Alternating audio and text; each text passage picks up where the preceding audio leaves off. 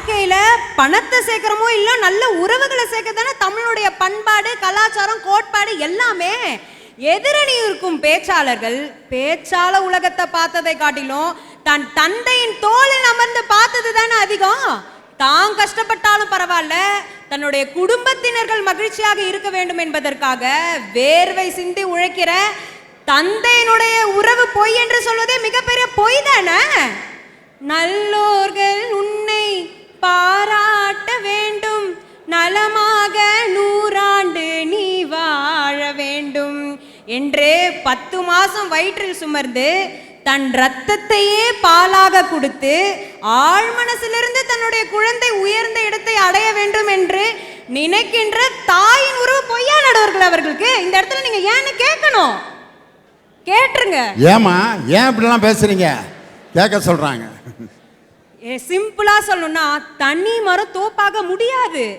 உறவுகள்னா அன்பு, அரவணைப்பு, அக்கறை, ஏன் சண்டை, கேலி சண்டை எல்லாம் இருக்கிறதான உறவு. மாமனார் மாமியார் சண்டை, அண்ணன் தங்கச்சி சண்டை, அப்பா அம்மா சண்டை எல்லாம் இருந்தாதான் நடுவர்களே வாழ்க்கை சுவாரஸ்யமா போகும். அதனால பேசாமல் போய்விடுவதா? பேச வேண்டிய நேரத்தில் பேசாமல் போய்விட்டால் பேசக்கூடாதவர்கள் பேசக்கூடாதவற்றை பேசக்கூடாத நேரத்தில் பேசிவிடுவார்கள் என்பதை மறந்துவிட்டு பேசுகிறார்கள் அவர்கள். என்ன நடந்தாலும் மறக்காமல் இருப்பதல்ல உறவு, என்ன நடந்தாலும் விலகாமல் இருப்பது தானே உறவு. நம்ம தளபதி ஸ்டைல்ல சொல்லணும்னா ஒரு குட்டி கதை ஒன்று சொல்றேன் கேளுங்க. ஒரு பள்ளு பேருந்துல ஒரு விபத்து நடந்தது நடுவர் அவர்களே. அதுல 9 குழந்தைகள் வந்து சிக்கி கொண்டாங்க. அங்கிருந்த ஒரு குழந்தையின் தாய் அந்த குழந்தைகளை காப்பாற்ற சென்ற போது 9 குழந்தைகளை காப்பாற்றி விட்டு தன் உயிரை அந்த இடத்தில் விட்டாள் அந்த தாய். அப்போ ஒரு கவிஞர் எழுதுறான் பாருங்க, 9 குழந்தைகளை காப்பாற்றிய தாயின்னு எழுதல, பள்ளி பேருந்தில் நடந்த விபத்துன்னு எழுதல. என்ன எழுதுனான்னா, ஒவ்வொரு பெண்ணும் 9 மாதம் சுமர்ந்து ஒரு குழந்தையை பெற்றெடுப்பாள், ஆனால் நீ 1 மணி நேரம் சுமந்து 9 குழந்தையை பெற்றெடுத்தாய் என்றால் உறவுகளின் உச்சம் தெரிகிறது தானே. இப்படி நீங்கள் சொல்ல முடியும் உறவு பொய் என்று? இங்க இவ்வளவு பெண்கள் இருக்கீங்க, ஒவ்வொரு ஹீரோக்கு எல்லாம் பஞ்ச் டயலாக் இருக்கு. இந்த பெண்களுக்கான மிகப்பெரிய பஞ்ச் டயலாக் என்ன தெரியுமா? எனக்கு ஒரு அண்ணன் இருக்கான்டான்னு சொல்றதே மிகப்பெரிய பஞ்ச் தானே நடுவர் அவர்களே. எப்படி கர்ணன் கவச குண்டலத்தோடு பிறந்தானோ அதே போல ஒவ்வொரு தங்கைக்கும் அண்ணன் கவச குண்டலம், ஒரு தம்பிக்கும் அக்கா கவச குண்டலமாக இருக்கிற அன்பும் அரவணைப்பும் மகிழ்ச்சி தரக்கூடிய அண்ணன் தம்பி அக்கா தங்கை உறவு இவர்களுக்கு பொய்யாக தெரிகிறதா?